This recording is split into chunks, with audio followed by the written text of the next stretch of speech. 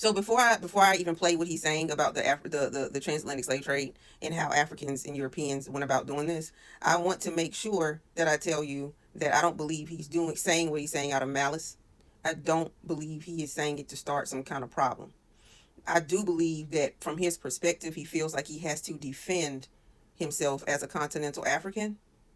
Um, but in that defense of his ancestors, he's leaving out a bunch of information, and it's not necessary to do that. Okay, it's not necessary to do that. So yeah, I'm gonna go ahead and let y'all listen, and I'm gonna be interjecting. There is this saying going all around the internet. People are saying Africans sold Africans into slavery, and this is very intentionally misleading. This is not misleading. It's the truth. Africans sold other Africans into slavery. This is not to say that there were African people who did not. But when you're talking about history in a general aspect, as most people do, they don't get into specifics and names and details of each individual person. Then you can definitely say that Africans sold Africans into slavery, just like one can say that Europeans sold people who were non-white all around the world and trafficked them. Okay, you can say that because they did that to the indigenous over here in the Americas, and they did that to Africans off the coast of Africa. They did that everywhere. Okay. Is that to say that I can go out and point, okay, well, that individual right there didn't do it, but that individual did? No, we're talking a system of a slave trading system, the transatlantic slave trade. That's what we're talking about. So who were the major players? Africans and Europeans. This is very wrong, and it is intended to cover the truth of what happened. I'm going to make a video series where I'm going to be explaining the ways the slave trade happened and exposing the methods. Now, the first method I'll talk about is European trickery. Europeans would come to the shores of Africa pretending to want to trade in gold, food, textiles, but that wasn't their intention. That wasn't their main intention. Their main intention was to lure people to come to the coasts where their ships was, make them view the products, and then intoxicate them or forcefully abduct them. He's right about that. That was one method, and if you compare them to the other methods, that was a small method. That's not how most of the African enslaved were taken. That simply wasn't. Most of the African enslaved were taken by their own African counterparts and then transported to the coast, where they were then sold to Europeans. And it was a network of transferring them. So if they were taken from the Central Africa, right, then they would take them either on foot and by boat, or by boat, however, through the little lakes and tunnels and streams or wherever they have in Africa, right, to the next stop, and they would transfer to another slave trader, and then they would take them on to the other one, all the way until they got to the coast. There weren't enough white people on the continent of Africa to do that. White people didn't even know their way around Africa. There weren't enough of them. Okay, they couldn't do it, so they hired Africans.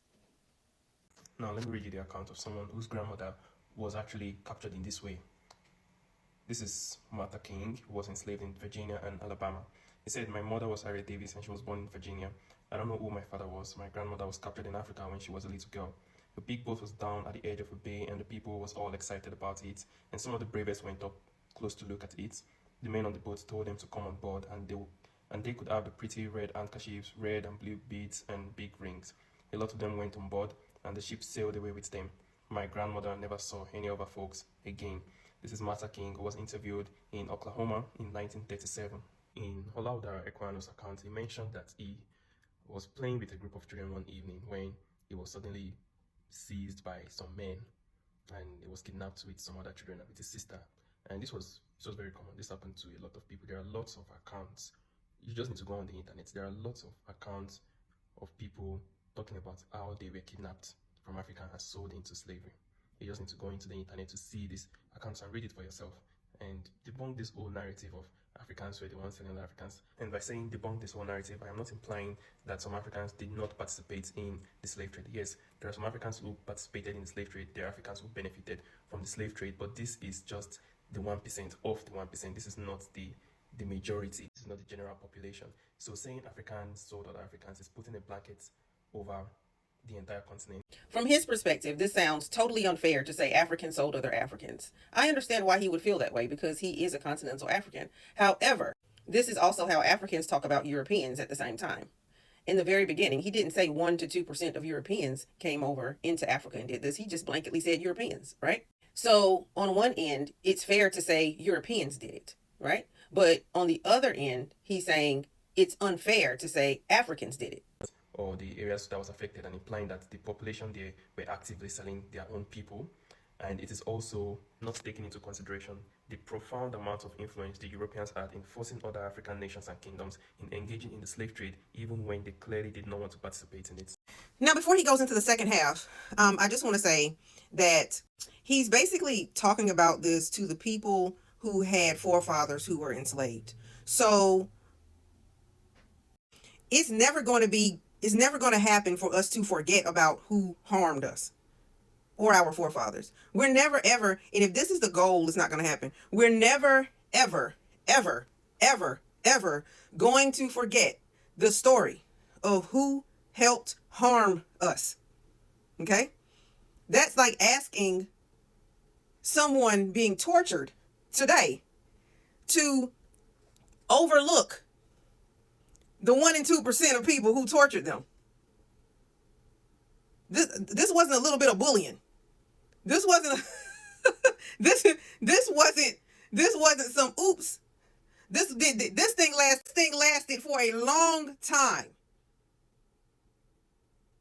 This thing lasted for a long time. I'm talking generations of people. I'm talking it became a way of life.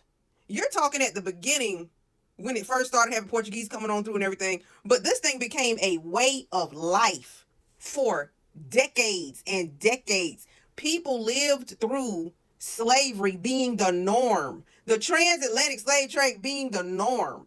People got so used to it hey, I want to make a quick buck. That's how it was, okay? It was the norm. That's what it was. Some rulers who did not want to do it passed away. Another ruler came up and participated wholeheartedly. Then he passed away. Then another one came up and said, I do it a little bit, not a lot. So this is what we're talking about here. This is what we're talking about. It's just like when the Israelites were enslaved in Egypt. Okay?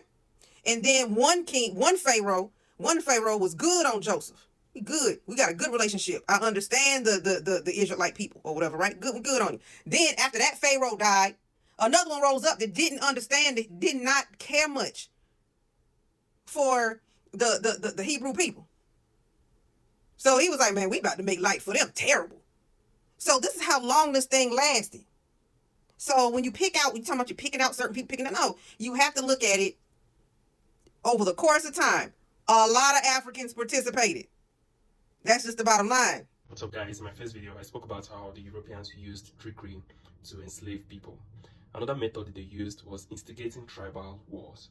The slave traders put African leaders in a sell or be sold situation. You need to understand first that before the 19th century, this whole concept of Africa was not existing. So we had kingdoms. We had the kingdom of Ghana, the kingdom of Mali, the kingdom of Congo, the kingdom of Oyo. These were all kingdoms existing as independent states. Now, these Europeans would approach these kingdoms, the heads of these kingdoms, and try to make them accept to help them enslave people, to enslave their neighbors. These kingdom leaders knew that if they rejected the request to enslave their neighbors, the Europeans would go over to their neighbors, and their neighbors could accept it and then come over to their own kingdoms and enslave them. So in order to protect their families and their kingdom, they decided to accept. And they would go into their neighbors, raid the kingdoms, capture the people, enslave them, and sell them off to the Europeans as slaves.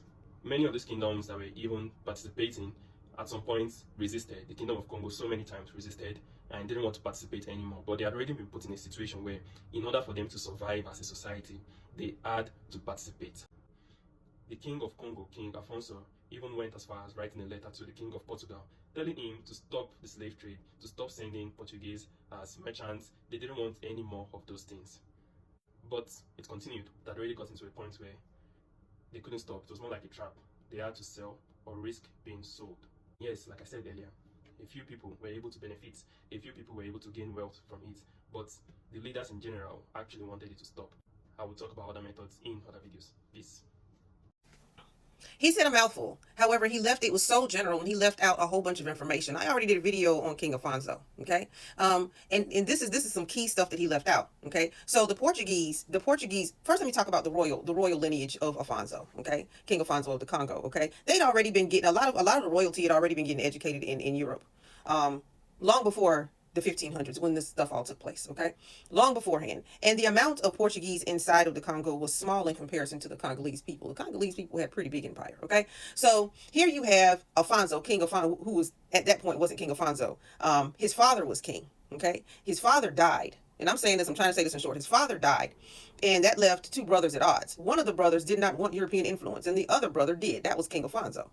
So what Afonso did was fight his brother. His brother wanted to keep all that Portuguese stuff out of here.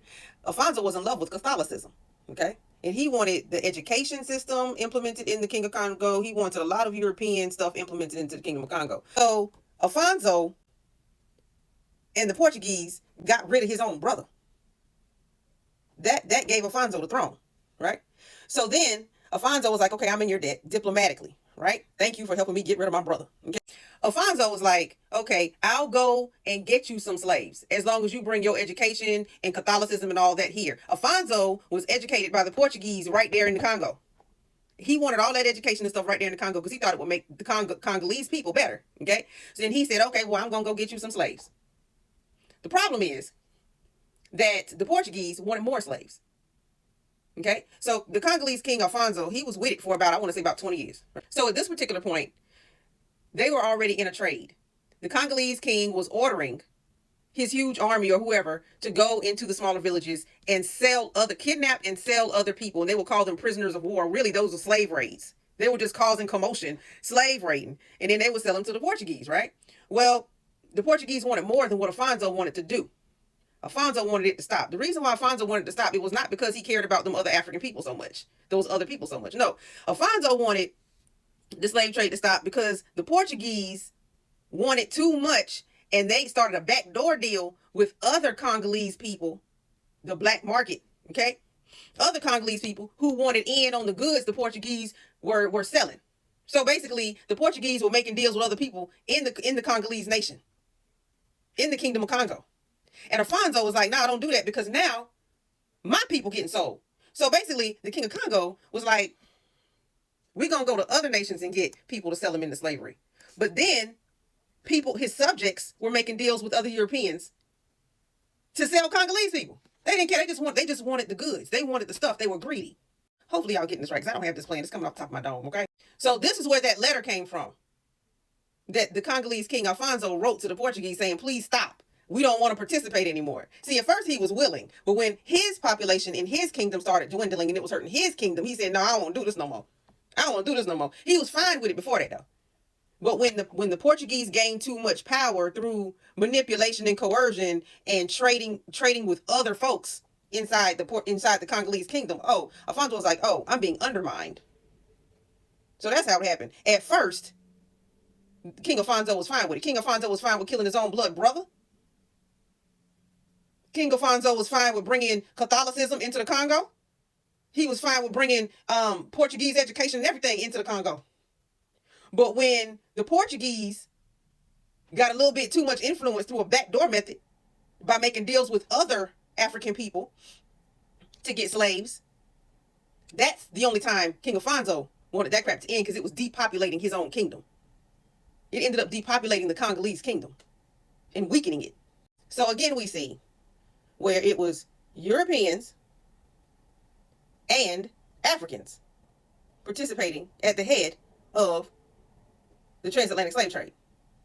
There is no need to try and change that because it's the truth.